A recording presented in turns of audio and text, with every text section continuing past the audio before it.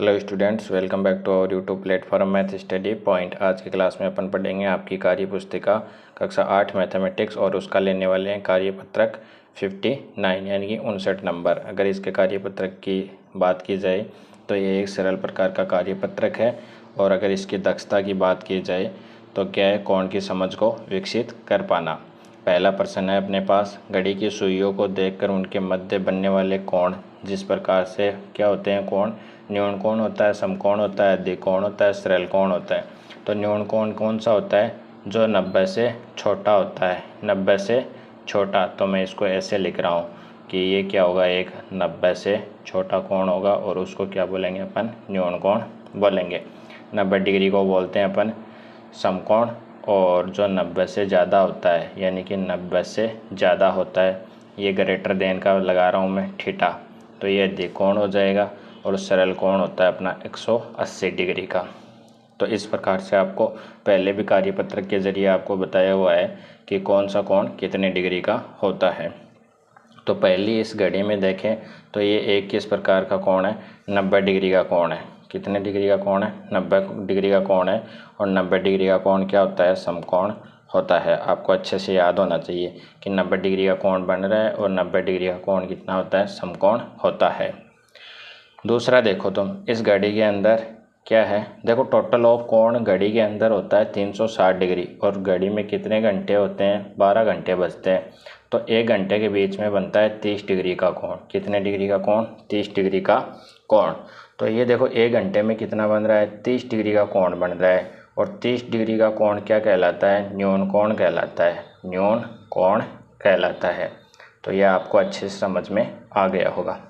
Third वाला देखो, इसमें अगर ये 3 पे ये 6 पे होता तो क्या होता है? ये 90 डिग्री का कोण होता, लेकिन 90 से ज़्यादा है। कितना है? 30 ज़्यादा, 120 डिग्री है। तो 120 डिग्री है तो इसका मतलब ये क्या है? एक अधिक कोण है अपना। क्या बोलोगे इसको आप कि सर ये एक क्या है? अपना अधिक कोण है। क्यों? 90 से ये क्या हो गया? ज़्यादा हो गया। और 180 से क्या है? ये कम है। तो 90 से ज़्यादा और 180 से कम कोण क्या कहलाता है? अपना अधिक कोण कहलाता है।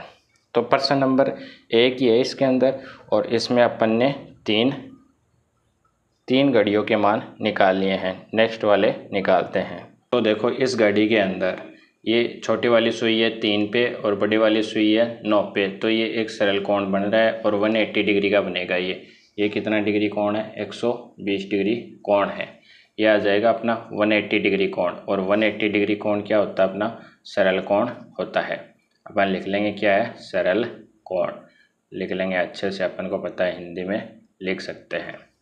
ये वाला देखो 1 और 2 घंटे हैं। 1 घंटे में 30 डिग्री का कोण होता है तो 2 घंटे में कितना हो जाएगा? 60 डिग्री का कोण हो जाएगा। और जैसे 60 डिग्री का कोण होगा तो ये क्या कहलाएगा? एक न्यून कोण कहलाएगा। बस आपको याद रखना है कि टोटल ऑफ 360 डिग्री का कोण होता है, 1 घंटे के बीच में 30 डिग्री का कोण होता है। तो इस प्रकार से 2 घंटों में कितना हो जाएगा? 60 डिग्री का कोण हो जाएगा। ये देखो तुम, ये यहाँ पे होती 12 पे, 3 पे तो 90 होता। 90 में 30 और 30 60 जोड़ दो तो ये कितना आ गया? 150 डिग्री का कोण आ गया। और यहाँ लिख देंगे 150 डिग्री, यानी कि 150 डिग्री का होता है अपना अधिक कोण, क्योंकि ये सरल कोण से क्या होता है? छोटा होता है। तो ये क्या कहलाएगा? अपना अधिक कोण कहलाएगा। इस प्रकार से अपन ने नेक्स्ट वाली 3 घड़ियों के मान और निकाल लिए हैं। अब निकालते हैं फाइनल 3 घड़ियाँ और बची हुई हैं, उनका रिजल्ट। देखो ये वाली घड़ी देखो, इसके अंदर क्या है? बड़े वाली सुई 12 पे, छोटे वाली 6 पे है। तो ये 180 डिग्री का कोण बन गया। कितने का बन गया? 180। और 180 डिग्री क्या होता है? अपना सरल कोण होता है। क्या होता है? सरल कोण। तो इसको लिख देंगे अपन सरल कोण। फिर नेक्स्ट वाला देखो, ये 90 हो गया। 90 में 30 जोड़ दो 120, 120 में 30 जोड़ोगे तो 150। 150 का क्या होता है अपने पास? अधिक कोण होता है। अपन लिख लेंगे क्या? अधिक कोण। बड़ा इजी कार्यपत्रक है।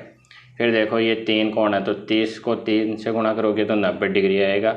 और 90 डिग्री को अपन क्या लिखते हैं? समकोण लिखते हैं। समकोण।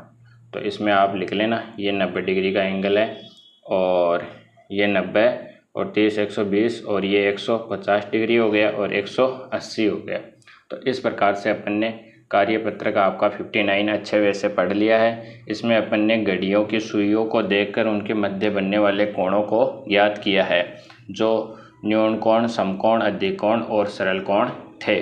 आपको कार्यपत्रक कैसा लगा, कितना समझ में है? वीडियो को लाइक करना। जिस स्टूडेंट ने चैनल को सब्सक्राइब नहीं किया है वो सब्सक्राइब कर लेना। आगे भी कार्य पुस्तिका कंप्लीट होने के बाद में आपको 8वीं की मैथ्स की जो बुक है आपकी उसका सॉल्यूशन दिया जाएगा।